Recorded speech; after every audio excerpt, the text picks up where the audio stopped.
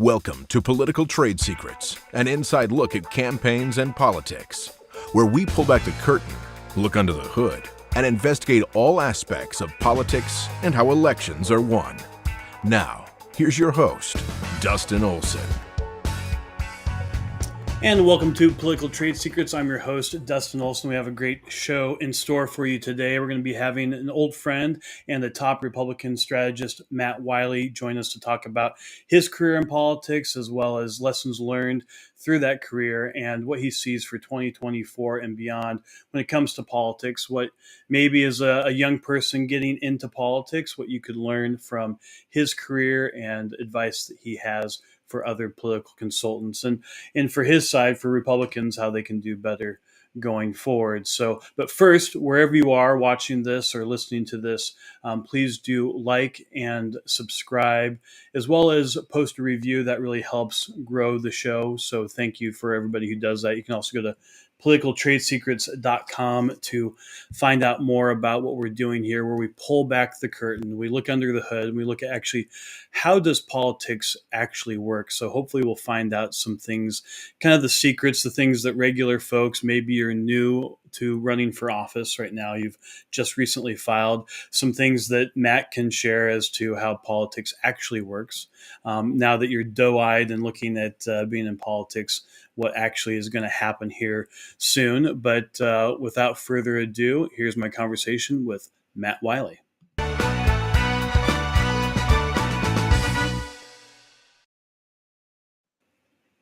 Matt, welcome to the show. Yeah, thanks for having me. This is great. Well, you and I have known each other for a number of years. I think it's 16 or 17 years ago. I think it's 16, 17 years. We did a race up in Massachusetts, special election. And it was very special, partly special just because of our candidate. And also it was, for anybody who doesn't understand what a special election is, it's when a member of Congress perhaps, or some election has dropped out, or they've resigned, or they have died, and then there's a special election for their seat. And that was very special. And we worked with a guy by the name of Jim Oganowski, and maybe one of my favorite campaigns ever. And it was a great time to get to know you, as well as a lot of great colleagues from that race. It was a completely eclectic kind of race. It was just a real startup, real quick, trying to get everything moving, pull all the pieces in place. A mutual friend recommended you to come in and just did a bang-up job on a deep blue seat. But like you said, just so much fun. I mean, just the places we sent him, the things we did, the things that happened along the way were just campaign legend now. Yep, absolutely. Oftentimes, so early on in my career, people would say, "Hey, we need to get that guy who won that race in Massachusetts." And what it's funny how people misremember things, but we lost that race by about 4.5%, something like that. 4.5%, yes. It was a district with 12% Republicans, though. Yeah, we had 12% Republicans. In 2006, we got just annihilated up in New England. And so people looked at this race like we had zero chance. Like there was no way it was going to happen. And we pulled out this race really against all the odds that made it so very competitive that I think if we had one more week, and this is what we all say, if I had one more week and another $1 million, whatever the answer is, we would have won that thing. But it was, it was a great race. It was a fun race. We sent him to every little coffee shop that we could find, every little diner we could find in there. The midnight phone calls trying to figure out which coffee shop was the next day, Delancey's Mai Tais every night, all that fun stuff. Oh my gosh. Yeah, there's so many fun things about that race. We can talk about them. At the time, I don't know if you knew this, but it was, I was only a few years into my career, and we had a thumping in 2006. That was a really tough time. 2007, when the race was happening, the special election was some of the worst polling for Republicans since Watergate, I believe, and we were doing it in deep blue Massachusetts. But because it had been so difficult of an election cycle, there was not a lot going on in Republican politics, and I was actually selling suits at Joseph A. Bank. Were you really? I was to help make things happen. I just started my company, Olson Strategies and Advertising, that last summer before the 2006 election. I was in Colorado, and we now talk about the blueprint and how Democrats really took over Colorado in 2006. So it was a rough start, and I had to sell suits on the side to make things work. But then I was packing up my car and heading to Massachusetts to work with you and a bunch of fun folks. Yeah. And one of the things I thought was interesting. So Jim, it was when blogs had just started to think about how much has changed in those years, and so we had Bloganowski, and we decided to have Bloganowski and how we impacted the coverage of the race by using this new thing called blogs. But I'm curious. I want to talk a little bit about the first part of your career and some of the things that got you in politics. But before we do that, what are Bloganowski? That was like a big deal, in 2007. But what are some of the things that you've seen that really changed since you first got into politics? It's interesting because I probably got started. The first race I really did was, I want to say 1990 or 1992. I did a congressional race while I was still in college at the time, and still have no idea why they sort of thought this college kid could sort of run and manage and do all this stuff. I couldn't, but it was the things we were doing in the early 90s were just feel like centuries ago as far as campaign tactics were concerned. And I really remember as you sort of hit the 2000s and the early years there was a lot of just yard signs and where can we put them? And at that time you still had where neighbors could sort of identify that you had a yard sign. And, the sad thing is we still sort of think yard signs are going to make that difference, but now we're light years ahead where we're now talking directly to voters with issues that matter to them. And, the old three issues was we didn't really know what you cared about at the time in the 90s, early 2000s. We did our best. We did our polling. We did everything.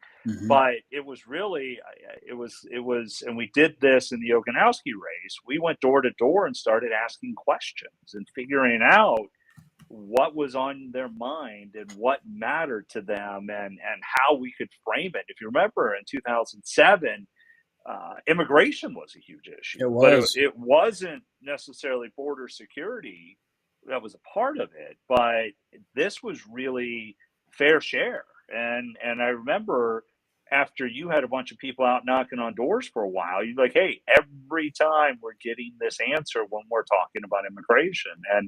And back then, pre sort of data and analytics and pre-targeting, we were doing it by knocking on doors and just asking questions and trying to get a sense. And I think that's the biggest leap we've taken now in campaign tactics is just we can now pinpoint to much more certainty what's going to move you. And before, it was very labor intensive. Now, the flip side is we've lost the art of grassroots and door to door. Exactly. But that's the biggest change. And that Bloganowski piece was an early attempt to be able to use a digital campaign and be able to have those conversations with voters separate from what the press was telling us. Yeah, I remember from that campaign. I don't know if you remember. Tell me if you do.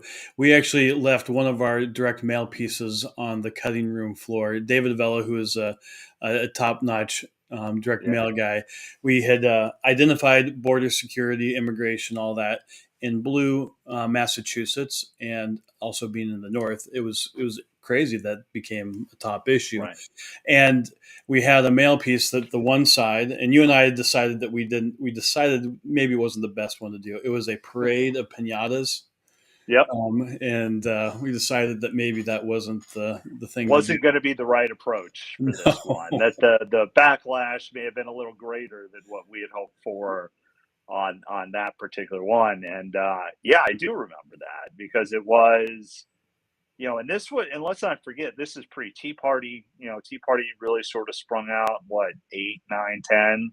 So this was even pre-Tea Party. Like we were just still licking our wounds from '06, and again, it was It was at remarkable. the worst point of the Iraq War. The surge had, I think, just started at that time. Yeah, exactly. And it was again remarkable that how much immigration sort of penetrated through there. And I mean, now that's an issue we talk about regularly. And in 2007, we were talking about it as border security coming out post 9/11. And Hmm. again, for those who don't know, Jim Oganowski's brother John was the pilot of American Airlines Flight 11. So we had a strong 9/11 conversation all the time. And it's so we sort of knew part of that would show up, but it was interesting just how deep immigration really moved voters in a way that we learned just by talking to them. Yeah. In that race, a lot of the reporters talked about it was a bit macabre with, our candidate became kind of a spokesperson for a lot of the families in Massachusetts and had become known because of that. And then Nikki Songus was the widow of Senator Songus, and that was kind of part of the backdrop of that whole campaign.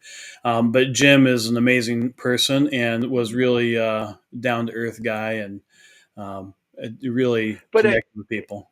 and one of the lessons from that I think is important. I mean, remember we hear this a lot all the time now too. But remember, we said just let Jim be Jim. Jim had kind of his own way of talking. He had his own little accent happening along the Hmm. way, and one of the powers that we had was using that authenticity to talk to the voters because they Hmm. felt like what he was saying was true and accurate. And I think we spend a lot of time in politics nowadays trying to reform all of that and make a candidate sound the right way, and we lose that trust. Yeah. And I would say that one of the things we did really well was making sure that people liked him and trusted him, and that was just let him phrase it the way he wanted to phrase it. A perfect example of that. He was talking to an elderly couple, and they had some issues with Medicare or Social Security. They were having issues with it, and he's listening to him very intently, and he just says, "No shit." That was just it's just this perfect Jim. Like he was totally himself. Yep. And in Massachusetts, they don't think much of the swearing, but anyway, he just really connected with people and was authentic, and Yeah. people loved it. And Bloganowski, we took short videos and we put them up there, and it actually captured that personality and his interesting story. And it was interesting to start kind of laying that out. We were reporters for ourselves, and Hmm. then when the race, we built up to the moment that we knew that this race had something in it, that we had a good candidate, and we had a message, we had an issue that people were passionate about, and we knew that there was going to be a point where this race came together, and that first poll that showed us within 10 points, Hmm. all of a sudden everybody started paying attention, and Right. reporters used Bloganowski to kind of be a crib sheet to help them write about the race. And there were times where they would take verbatim lines from stuff we had written Yeah. through the Right. summer trying to tell our story because they had to like catch up really quickly. Right. Right. Yeah. Because reporters just assumed we were going to lose. It's a blue state. They just assumed. So when it all of a sudden came together, they needed to figure out quickly what was going on, and we were able to control that narrative well. Hmm. Yeah, but it Yeah. was very fun. Well, tell me more about that first campaign. Where was it? And you're It was originally mid from the Missouri. Midwest. I'm a St. Louis guy. The first campaign that I would say I did like that was in college. I was just always active, involved, interested in politics. Just it was always kind of a love. It was never going to be a profession. But in that cycle, the guy running for Congress where I was had nobody. And so I just kind of showed up and said, "Hey, I want to help." And then it's produced this TV commercial, which I had no business trying to produce a TV That's commercial. awesome. It's the script, the backdrop, it was all ridiculous. And it was more my vision of what I thought it was going to be than anything that was moving a message. But from there, it was just always a passion. It was just always something I wanted to do. And even when I graduated college, it was just something I sort of had my hands in, and never really thought of it as a passion or anything more than a passion until the late '90s when John Ashcroft's a U.S. Senator. I leave what I'm doing, which is in finance, to go work for him in his St. Louis office, just doing the official staff stuff. And in February, we flipped over and became, his first political person over. I was his political director for a Senate race. And that was the race where we were winning until Mel Carnahan, the current governor at the time, died in a plane crash. And in that plane crash, we went from 10 points up to 10 points down in a week. Don Henley, Sheryl Crow came in and, did tributes to the fallen governor. And it was a tsunami we couldn't stop at the time. And I remember night of the election, we still felt like this was 2000. We were sharing a space with Bush's campaign. And so it was a seesaw all night long. And about the moment that I got word that we lost was the moment they changed Florida. So there's me sort of walking out of the room while the Bush people all running into the room. And it was an interesting campaign. But what always sort of stuck with me is having leading up to that, Bill Clinton comes in, they do a big funeral for the governor, and they're grooming of who it was going to be. They sort of decided it was going to be the widow, and they pushed it and really said if he wins, the governor said he was going to appoint the widow, and it was just everything against us. And there were a lot of legal questions at the time. And I remember the day after the election sitting with John Ashcroft and his wife and all the other people around saying, hey, we still got to fight here. And they're like, no, we don't. Yeah. It's for the betterment of the state, for the betterment of the country. I'm not going to push this. And it was just kind of how remarkable people are in the sense of could just kind of step back and say, no, we got to do what's right here. And it was an interesting lesson all the time there. Now, he was later appointed to be Attorney General, and we know that story from there. But there were a lot of fun things. That was a pure ground game campaign. That was a race where the Democrat made his campaign announcement like an old Truman whistle stop tour throughout the state. Really? And decided that he wanted to, try to put that imagery together, Truman being from Missouri.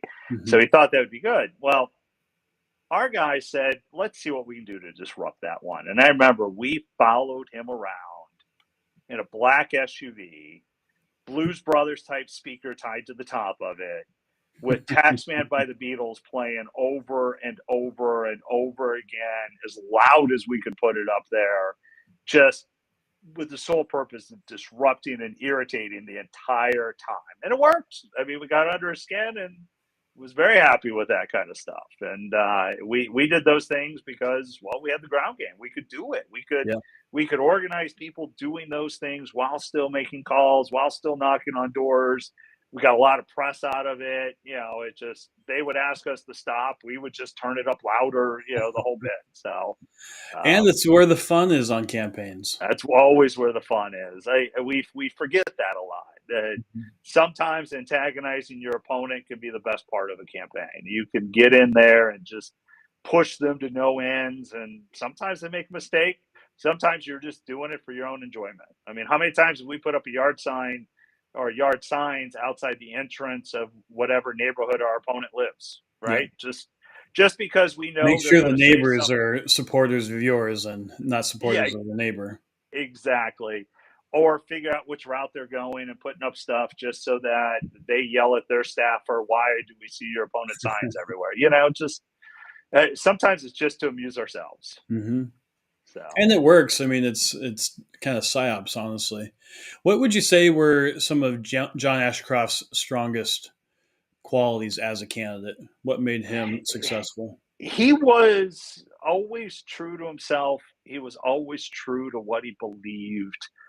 And you saw it electorally. You saw when he won prior to that one. That one's a different election. But prior to that, he was one of the winningest people in Missouri.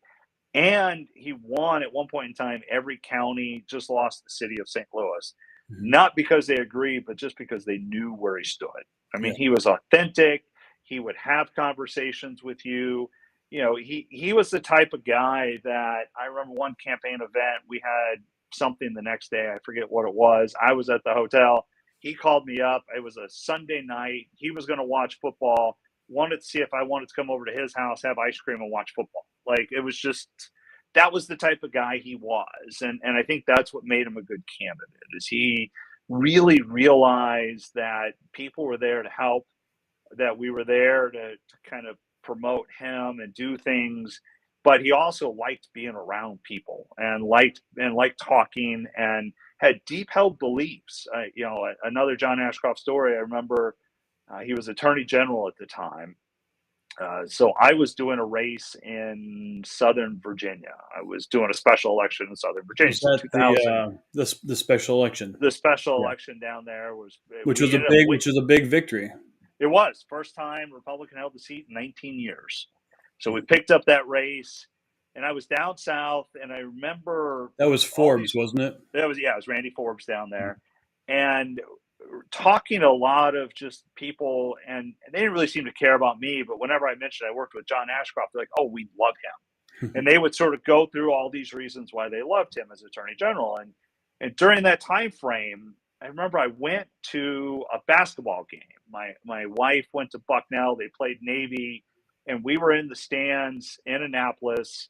And they said, "Oh, the U.S. Attorney General is here." So we grabbed my wife. We went over, and he literally moved the entire row down 2 seats. So me and my wife could sit next there, and we just chatted for a little bit. And I remember I said to him, I go, "Look, I'm down Southern Virginia. People love you. They absolutely love you down there." He's like, "That's great. But as long as the president thinks I'm doing a good job, as long as I'm upholding the Constitution, that's what's important." And he just had this deep held belief in our country, in the Constitution, and our system of government, that people knew him and trust him. Yeah. That's kind of who he was. That's awesome. What do you think politicians today could learn from him? I think it's being true to where you stand.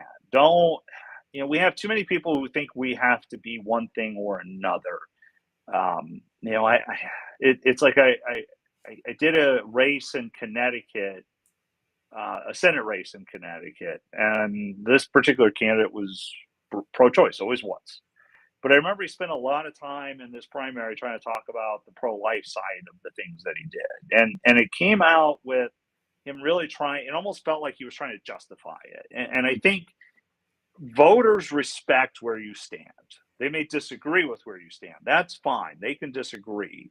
But you're going to get more votes by making sure that they know where you stand, know how you got to those beliefs, which for a lot of Republicans, let's face it, it's the Constitution, it's what have you. But it really helps if they understand kind of where you are, not couching every answer with but this, but this, but that, but really saying, this is where I stand. This is why I believe what I'm doing. And I would say, we're craving leadership. I mean, that's really what we look at. It's Joe Biden is an unmitigated disaster.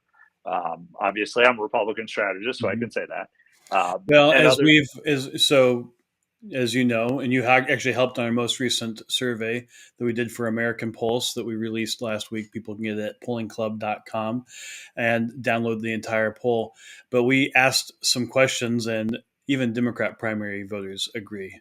35% of Democrat primary voters would like to have somebody else as their nominee. So I think you have a lot of agreement across the country. A lot of agreement on that, but people are craving leadership. And when we look at our candidates, then people are hurting, people are struggling. And then if you're running for Congress or state rep, state senator, or town council, city council, they're craving that leadership. And the biggest advice I give to any candidate is walk out and tell people what you want to do. Yep. Don't walk out and tell people what you think they want to hear. And I think that's really where I talk to a lot of activists and a lot of people in party operations. Their biggest complaint right now is that we just got too many candidates that are not just standing up for what for what's right. They feel almost more interested in getting elected than being leaders. And I'll tell you, being a leader wins elections more than trying to get elected. Totally. I don't know that there's any way you could have a stat on it, but it occurs to me in the last decade, maybe in the last few years, I personally I run into a lot more candidates who are running what I consider the wrong reason because they want to get elected ultimately. Right. You ask them what their vision is for the country, for their community, for their district, and they really are at a loss for what that looks like. And that's troubling to me. And Mm-hmm. we don't want to work with people like that. Right. But there's a lot of homework that goes into preparing to run for office. What would you tell a candidate, or someone who's thinking like, yeah, I think I could make a difference. I think I could be, good in Mm-hmm. elected office. What would you tell them they need to do their homework, to prepare, to really have a clear vision, to be that leader? What are some of the things that they can do before they ever decide to run? Going back to what you just said, I think the first thing is to answer the question, why are you running? Yeah. Because I'm sure you do this because you've been in the business for a while, but that is the first question I ask every candidate. So I don't particularly care about the answer, but I want to know that you have an answer. I Yeah. want to know that this is a well thought out thing. And if it's just the ones that I don't like are, and I've heard this, if I run for this office, then I'll be picked for this office, and then I could do this. If it's a chess move, voters are going to have trouble with that. And Yeah. so I think the first thing you have to think about when you're running for office is why.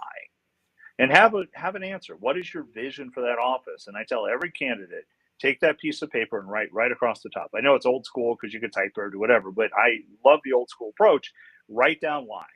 And Hmm. then the next thing is to start writing down who's going to support you. Yep. Who are the people that are going to say, yes, that person is right. And that's usually a money conversation next. It's whatever that old Rolodex is, contact list. Who in there is going to write you a check? Because you're not going to get money just because you're running on your party's ticket. Just because Yep. you're the Republican nominee doesn't give you cash. So you need to make sure you have a path to that. Yep. And then I think you need to, after you've sort of written the why and then the who, then I think you need to start thinking about structure. You need to start thinking about, okay, if I really want to be serious about this race and I want to run for Congress or wherever, who are the people that are going to help me out on this thing? Who's going to be out there? What are issues that are important to them? What are the issues important to the district that I need to be addressing? Because quite frankly, if you're running because you want lower taxes, if you're in Greenwich, Connecticut, and you're running because gas prices are too high, you're missing the mark.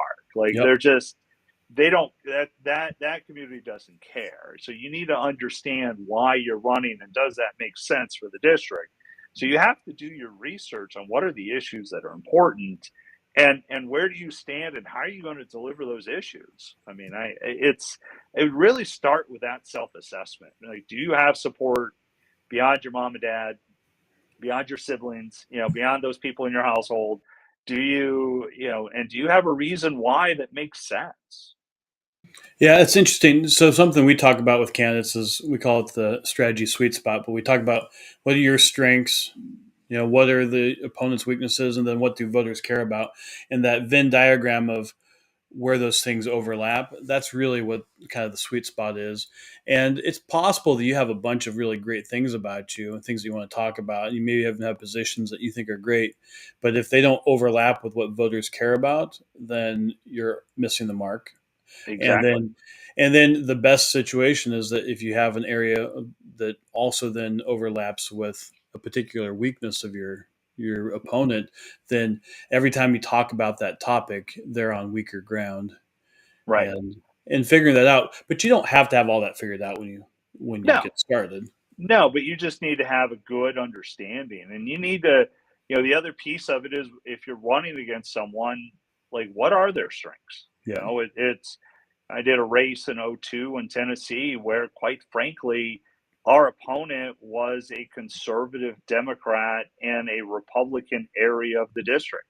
which means we had to convince voters over there that even though they've been voting for him, he really wasn't that good, and they didn't believe it. Like, it just, so you need to walk in with wide eyes and understand that not everybody feels the way you do. So what are those issues? Just like you said, what does that look like? But also, I think it's important to kind of look at your opponent and try to figure that out and see if there's a path. Do you have a path to victory? Again, you don't have to figure it all out, but you need to start thinking about it. There are plenty of professionals that help you figure that stuff out. But when you get started, you need to really have a clear understanding. Is this, you're just doing it to carry the water, or are you actually going to run a real race? And is there a path, and is there a why that exists for you? Yeah, and the why is what's going to get you through the tough days. Ultimately, you're going to take you're getting in the ring. You're going to take some punches to the face. That's just part of being in the ring. So that's exactly. If you're just there because you want to have the title of, state representative or something, I guarantee you can ask any state representative that's not really worth it to run for that reason and take the punches in the face. Well, and I think that's an important part, is you need to understand that when you're running for office, it's not all big, massive rallies and a big love fest of you. You're going to get hit. You're going to get hit a lot. I mean, there are people like us on the opposite side trying to figure out just how am I going to beat you up every single day. And everything that you have said or have thought about or have done gets exposed. And so you need to walk into this with, this is a street fight from the moment you announce to the moment you get elected. And you got to be prepared for it. And if you're doing it for the right reasons, like you said, it gets you through it. If you're just doing it because it'd be great to be a congressman someday, well, it's going to hurt a lot more. Yeah, I'm curious what your thoughts are on this. So oftentimes we'll ask somebody, what is it that your opponent's going to say about you? Right. Yeah. What is it they're gonna needle, or what is it that they could? And I sometimes have to really encourage them to be very devious, because oftentimes they're like, "Oh, there's nothing. Everything makes sense." Well, the opponent's not going to just talk about your background in a way that makes sense.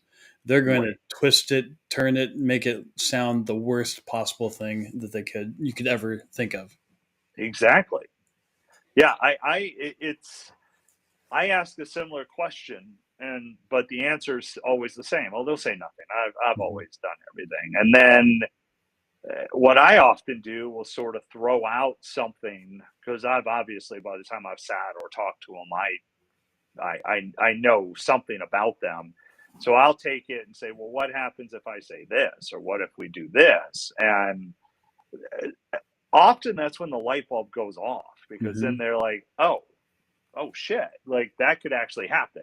And I think that's what's important, for everybody to evaluate. And so anybody who's getting into this business needs to understand that you got to push and prod those candidates to get those answers, and to make them see what it is, because it doesn't matter how many times you try to explain, you're going to take a bunch of shots at them. Until you start doing it, they're not ready for it. And the truth of the matter is, everything comes to light. I mean, we each have stories of candidates who tried to hide something from someone. And I remember one candidate, I wasn't on this race, but a buddy of mine was running it, and they got a phone call about something that came to light. And when they called the candidate about it, they said those records were sealed. And this guy, without missing a beat, said, well, they just became unsealed and they're on the front page right now. So it's these things will come out. And if you're not ready for them, and you can't be ready to address them, you lose a couple days and you're going to lose votes. And for everybody who's getting into this business needs to understand it's not just the great TV commercials. It is a street fight, and we need to be ready for it every single time. And if you think that you have a clean background, the truth is that that's not going to stop anybody. Right. Pretty much any human being who's lived a life, you can take something and twist it. Yeah. And I would say that's the piece, I think, that's underdone Mhm. is your opposition research. It's I know we often will just do a Google search, but it's worth spending the money to have a firm go through Mhm. and research yourself and your opponent and just get the basics is because it's going to save you a lot in the future. And I know it often early in a campaign feels like too much money to spend, but it is well worth it. And you don't have to do the full deep dive, although I would encourage you to do it, but you do need to spend some time and money knowing what's out there. And I would encourage people to go to politicaltradesecrets.com as well as like and subscribe to this platform because we do talk on this topic often. Mm-hmm. And we actually have a couple of episodes with Naji Falali, who's one of the top opposition researchers Mm-hmm. out there. And he goes through all of what he would do to find out about you and what he'd Yeah, do to find out your opponent. And it's kind of fun to hear what he has to say. And that is an important thing, is to be able to find a good opposition researcher, someone who's political, somebody who knows how you could actually use it. exactly. I'm Yeah. curious, going back to the special election. So I was a kid working at the White House right after President Bush was elected as an intern in the political affairs office. Right. And your special election down there with Randy Forbes was like a big deal. Mm-hmm. And we had it was the NRCC was a big win to start off that election cycle. That was 2000, right, when that happened. 2001. 2001, yes. Okay, so 2001, but it was pre 9/11 yeah, 2001. like a month before. It was yes, exactly. Yeah, it was a quick issue, but the lesson out of that one that I think is really interesting is the NRCC was all in, Mm-hmm. and they really did a lot to make sure we were going to win that election. I remember getting phone calls from members of Congress that would literally say, "I am on a plane. I'm getting on the plane. I'll be there in an hour. Can you do things?" And Yeah. of course, we said yes. Sometimes we would be able to match based on what they were doing, but I literally sent members of Congress knocking on doors in some cases because if I couldn't find something specific in that time frame, I would give them a walkbook and some volunteers and send them out. So there are people in Chesapeake, Virginia that got, some random member of Congress knocked on their door to say, "Hey, will you go vote for Randy Forbes?" But everybody was all in. We had people coming down all the time. But, and I think the key piece out of it, it's something we've really gotten away from, Mm-hmm. is that was where we developed an operation that ultimately Tom DeLay and that group turned into Stomp. Like Mm-hmm. that was an operation that was a pure, I mean, yes, we did the TV ads, but we did so much grassroots work, Yep. so much door knocking, so much flushing them out the doors into the polling locations, checking the names off, making sure they voted. Like we had an operation in 2001 that became the model for a lot of other campaigns going forward. And then somewhere along the way, we sort of got away from it. Well, But it was the initial testing of the it was the initial test. 72-hour Exactly. programs. Exactly. And look, we had so many resources available to us, and not every campaign has it. But when you're getting people, our proximity to DC, we could get a lot of staffers coming down, and we just had tons of people. I mean, the next similar was probably the Scott Brown victory, and I was not on that one. But Yeah. they had so many people coming in that they were able to really do a lot of that operations and pull those things out. But we have proven that when we do those operations, we win elections. And Yep. the other thing that we've proven with those is when you put people inside the polling locations to check off voters when they come in, you can stop fraud when it happens Yep. because you're there. Yeah. It's hard to cheat when you have somebody sitting right there to watch. And there's a lot that benefits from it, and that art of grassroots has sort of fallen, but certainly it works every time. So one of My favorite clients over the years, and it's how I met Carolyn, my wife, was working in South Carolina for Congressman Joe Wilson after he yelled "You lie" at President Obama during a joint session of Congress. And Congressman Wilson is a lovely person.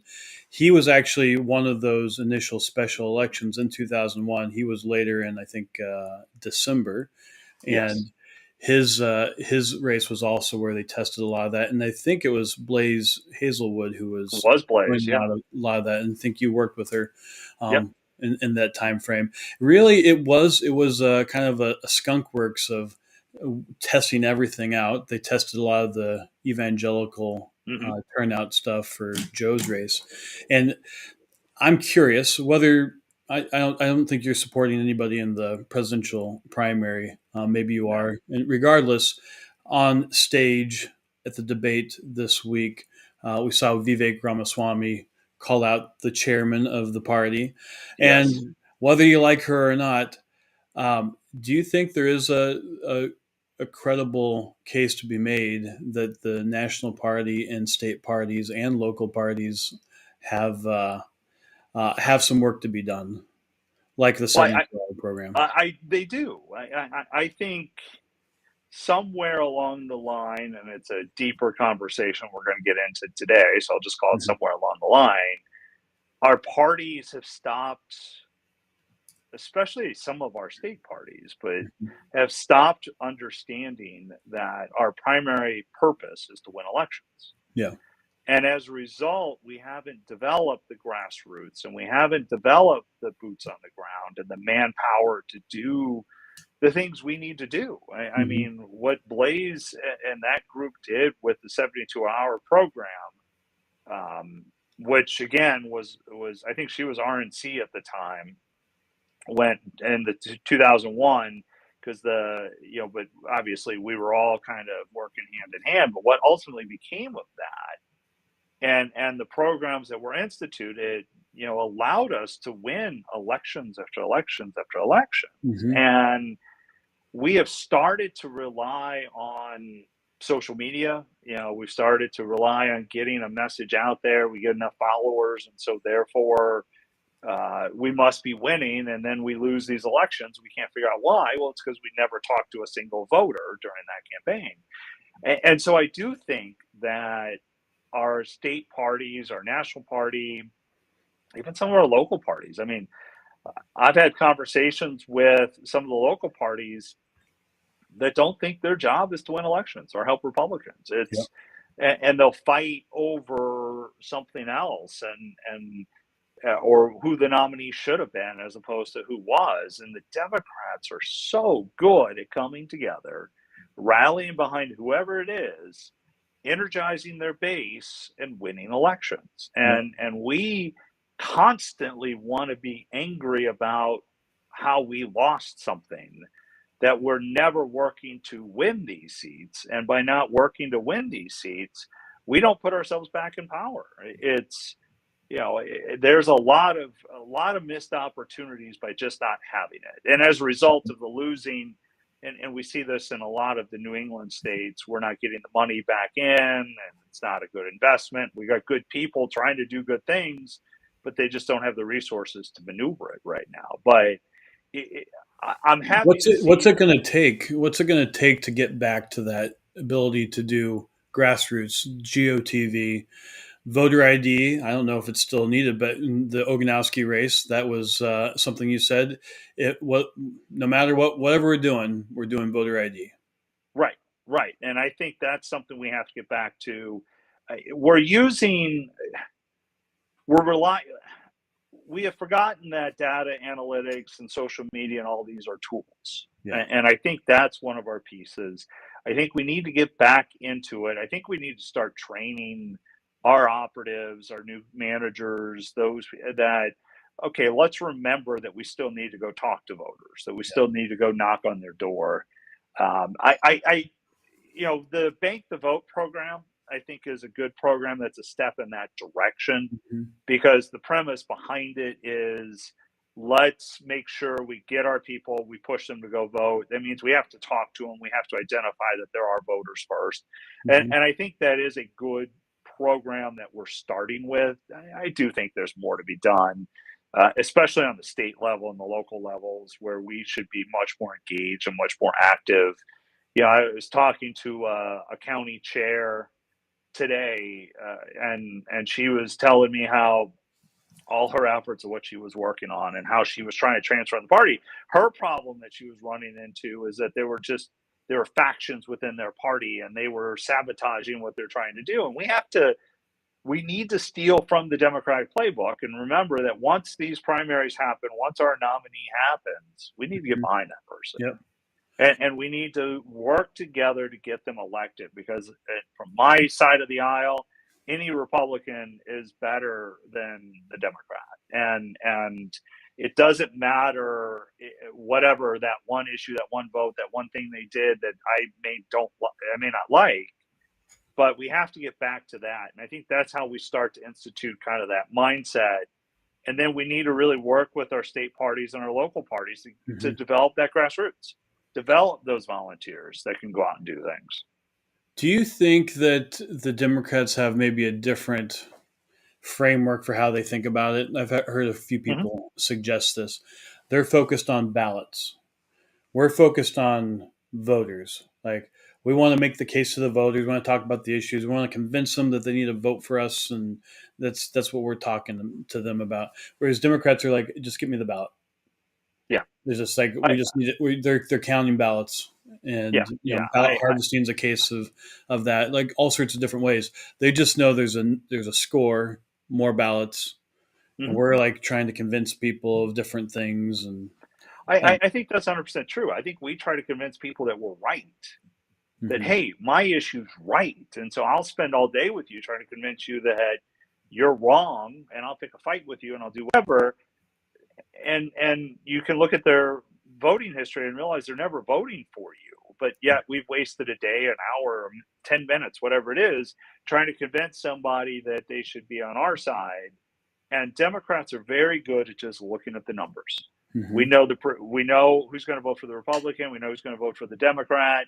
And instead of working on those rest of the voters, we're still kind of trying to pick a side, or we're trying to go after one side. Or, I talked to a candidate the other day who ran a couple cycles ago, and they said their entire campaign plan was to only target certain Republicans in this primary, and they lost. And I said, well, of course you lost, because you didn't spend the time talking to the other people that could vote for you. And I understand the thought process on why that person did it. So it's not a criticism of who did it, but it's the Democrats understand this is about winning elections. I need 50+1 to win. We don't seem to understand that. We seem to think of elections as issue referendum, and that isn't going to work.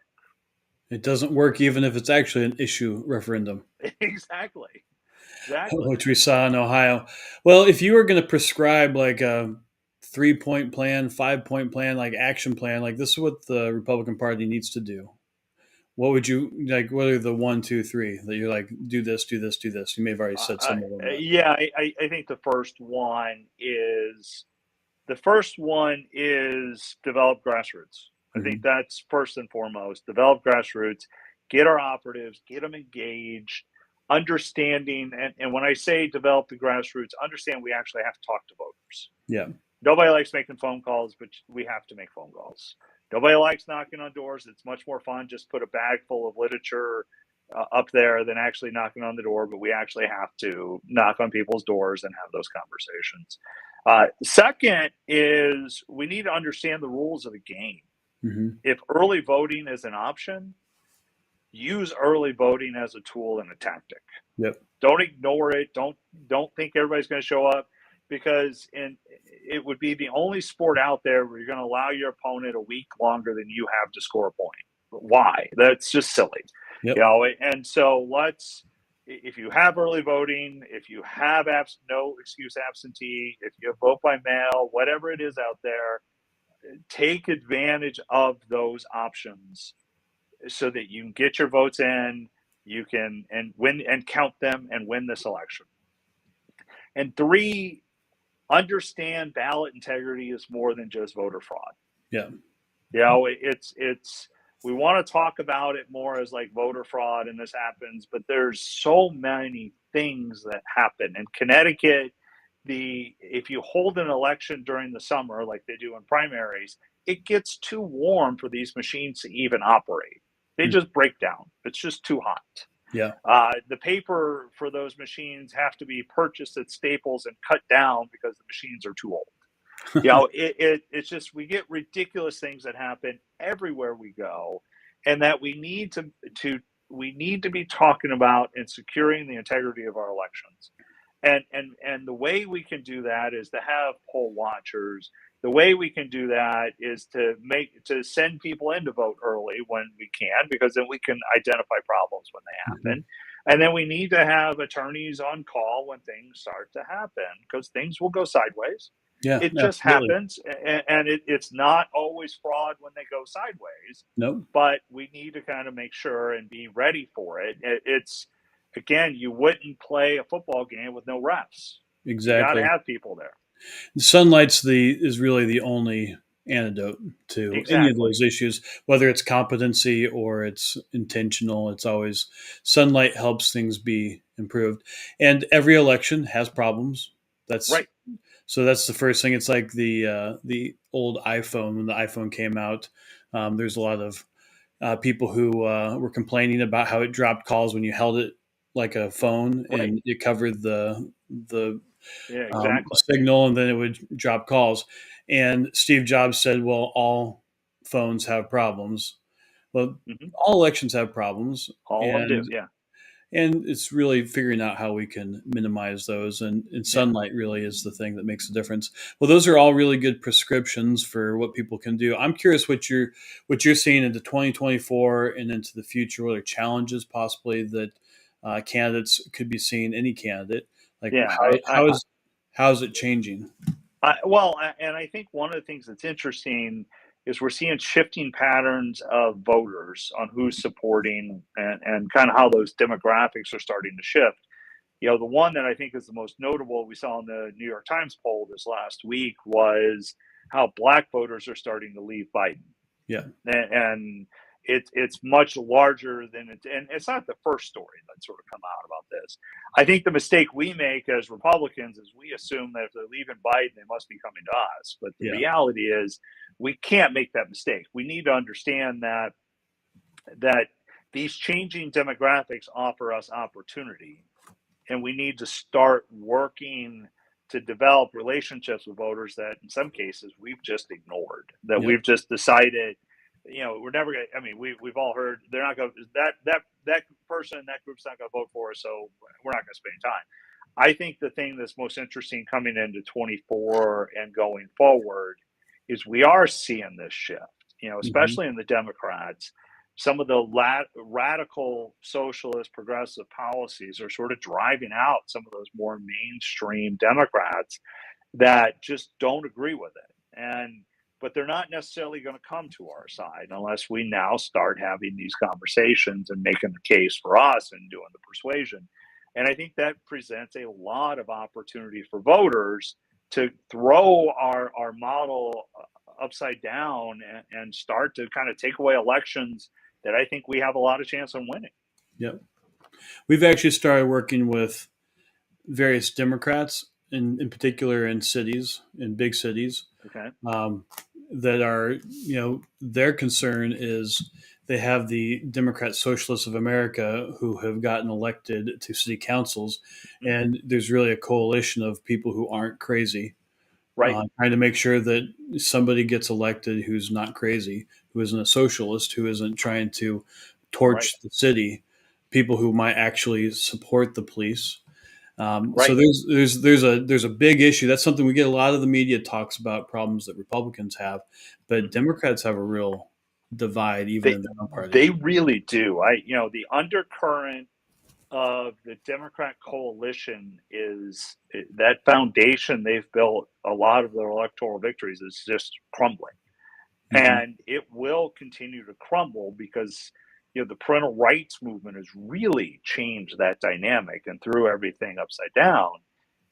It's an opportunity, but we have to understand what that opportunity looks like.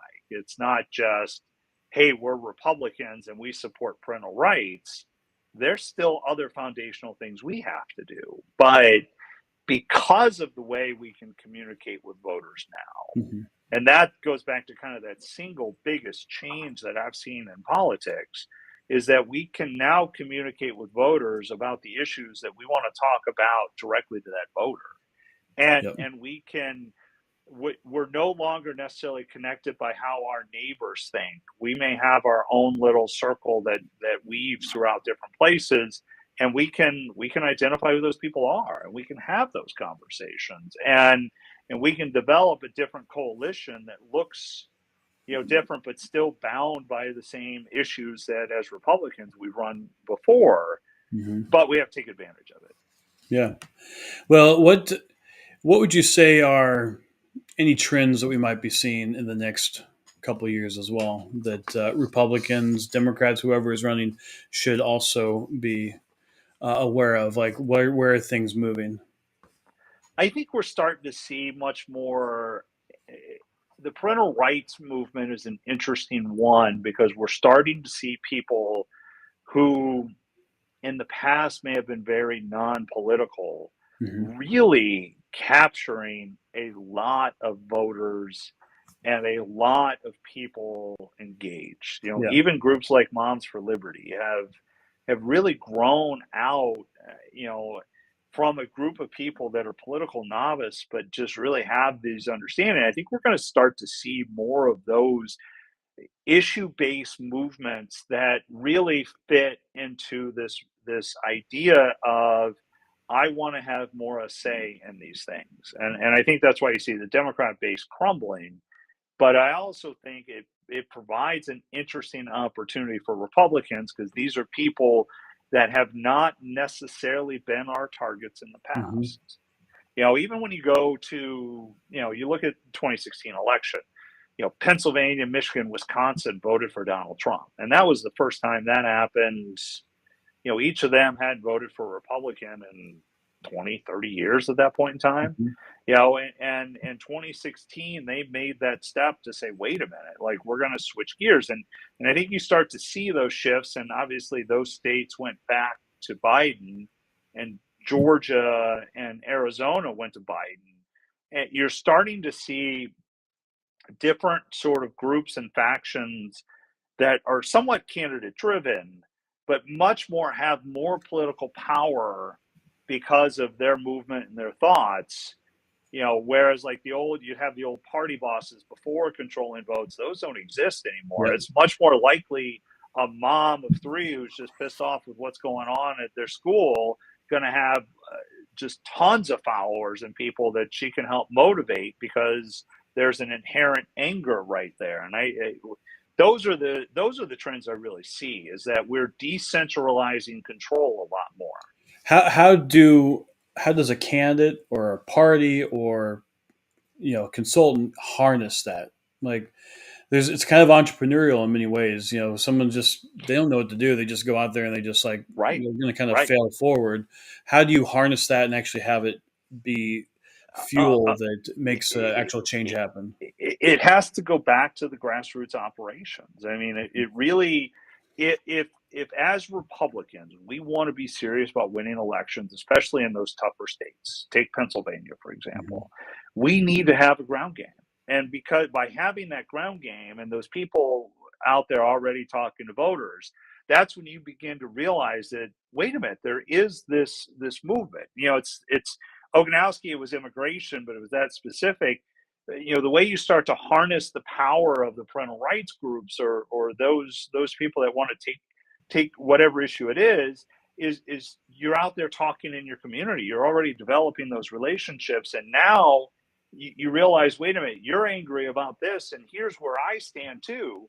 We may not agree on everything else, but in this issue, I'm with you. Yeah, it's an easy way to sort of harness it. But what we've tried in the past cycles is we've said, hey, you're angry. I'm a Republican. I believe in less government, so we must be on the same side. And they're like, not really. Like, Youngkin was able to do it great in Virginia when he ran, but it's not something we've been able to capitalize on because we haven't had the infrastructure. We got to build that infrastructure so we can capture that when those things happen. And that goes to money, and that's one thing that Youngkin did. I think he put, I don't know, 100 million of his own money into it, something like that. Yes. 90 million. Yeah. It was whatever it was. He was committed to it, and Right. that's what it took. And they built a professional operation that wasn't just built for TV ads. It was built for building out the structure underneath it. Well, that's really good advice, and hopefully people are able to do that, as well as show up in those places where we haven't shown up before, and not take for granted that maybe black voters are moving away from Democrats, but if you're a Republican, you need to show up, you need to talk to folks and win them. I think those are all really great opportunities. I'm curious if people want to know how to work with Matt Wylie and win. What are some things that you would like people to know about what you're up to and how people can work with you? I mean, one of the things that I'm spending a lot of time on right now is targeting the cities. I think we have a real opportunity to reshape the way our country is by getting into the cities. Partnered with Kay Carl Smith and with the Frederick Douglass Republicans, and really kind of helping to set a model out there on ways that we can get in the cities and develop some long term. That's one of the projects. I think the other things that's out there is really working to develop some grassroots stuff. And I spend a lot of my time on phone calls with people talking about how we can develop these, because if we do it now, we have the infrastructure available for voter integrity programs, ballot issues, and making sure we get our voters to show up and vote. Excellent. Well, and if people want to work with you, how do they do it? Just send me an email, matt@mattwylie.com. And thank you very much for being here. Any last thoughts you'd like to provide folks? I think the key thing to keep in mind if you're thinking about running or you're an operative is just go out there, have fun. Remember, it's something John Ashcroft told me a long time ago. If you're not having fun, you're in the wrong business. It's going to be stressful. Right. It's going to be hard. It's going to be maddening. You're going to have stupid things that are going to stick. But if you're not having fun with it, you're going to want to get out very quickly. Awesome. Well, thank you very much. It's always great to see you, Matt. You're always welcome back. And people definitely need to get in contact with you and have them help you win their election. Perfect. Right, thank you.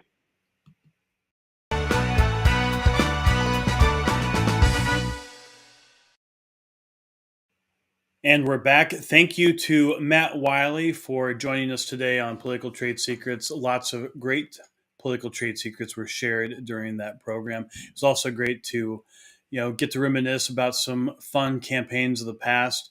If you have somebody you'd like to hear from on Political Trade Secrets, do send us a line.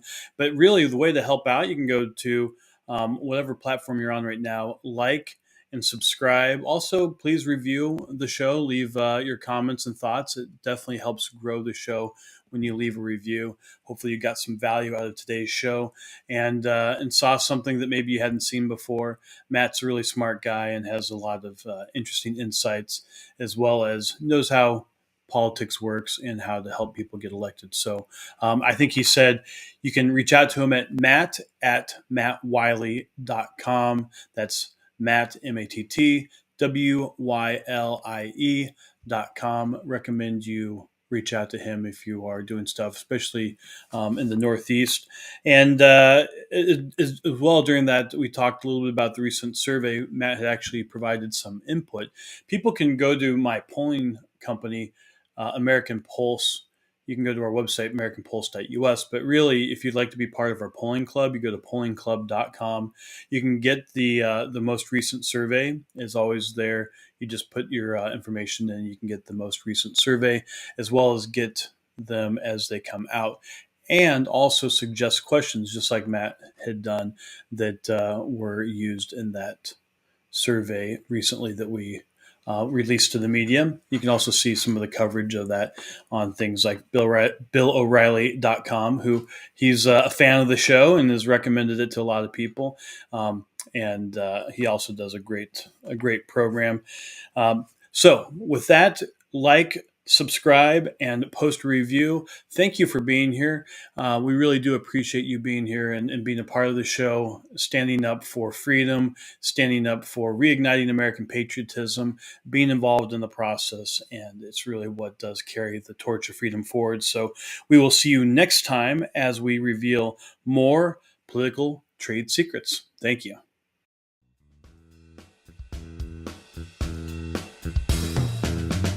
Join us next time by subscribing on iTunes and get show notes and sign up for our newsletter at politicaltradesecrets.com.